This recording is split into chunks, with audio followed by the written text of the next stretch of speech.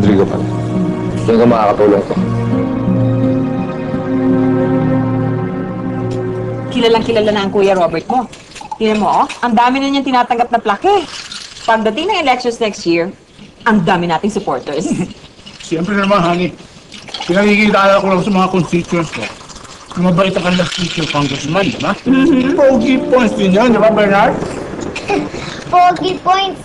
Daddy, you really need that because you're not good looking.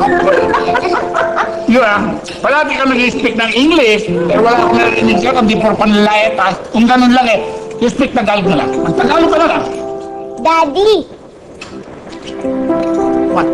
you're not guwapo.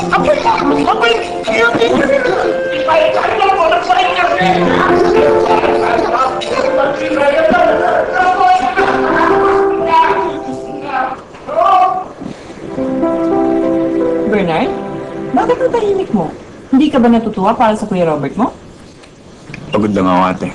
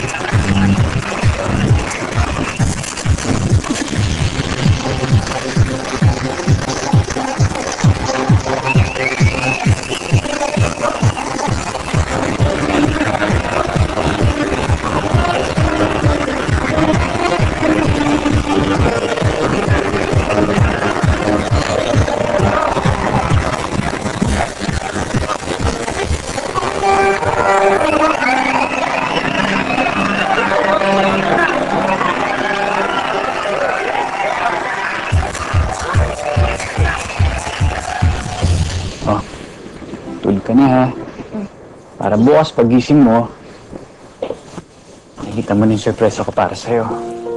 Talaga po? Meron kang sorpresa sa akin? Oo. Pwede bang dog? Dog? Bakit naman dog? Kasi Tito Sweetheart, palagi akong walang kasama dito eh. Si Yaya lang. Si Daddy, palagi siyang busy. Tapos si Mami busy din. Tapos pati rin ikaw. Hindi katulad dati, palagi tayong magkakasama. Kawawa naman yung sweetheart ko na yan. Pasensya ka na. Ang dami ko kasing trabaho sa opisina eh. Okay lang yun, Tito Sweetheart. I understand. Sana lang, meron akong kapatid para palagi akong may kalaro. Bakit? Di ba parang kapatid mo na rin ako? Ha? Eh, ang laki-laki mo ni. Ay, laki. Ikaw, hindi ka ba malaki? Malaki ako. Tito Sweetheart, alam mo ba, yung isa kong classmate, si Lana, kawawa naman yun. Nag-chismis ka na naman, oh. Hindi. Alam mo, Tito Sweetheart, kawawa naman yun si Lana.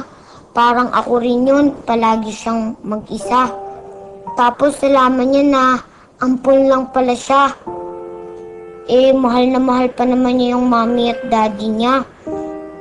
Kasi nga, di ba, yung mommy niya, hindi niya pala yung totoong mommy.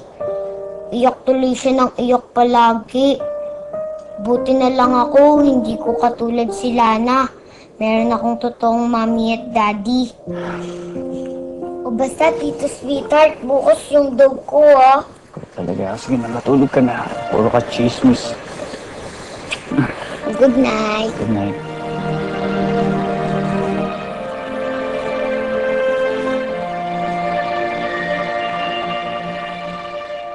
Talaga ho, sa akin na ho ito lahat? Oo, sama-sama na yan. Yung tip, yung sweldo mo, tapos bibigyan na kita ng porsyento dun sa mga drinks na in-order nung set mo. Sobrang bait niyo naman ho. Mabait ako kung mabait ka din. At kung hindi lalaki ang ulo mo tulad ng ibang tao dyan, di ba? Kung dadami mga customers na ganyan sa'yo, i-increasean ko pa yan. Di ba sabi ko sa'yo, masaya talaga dito?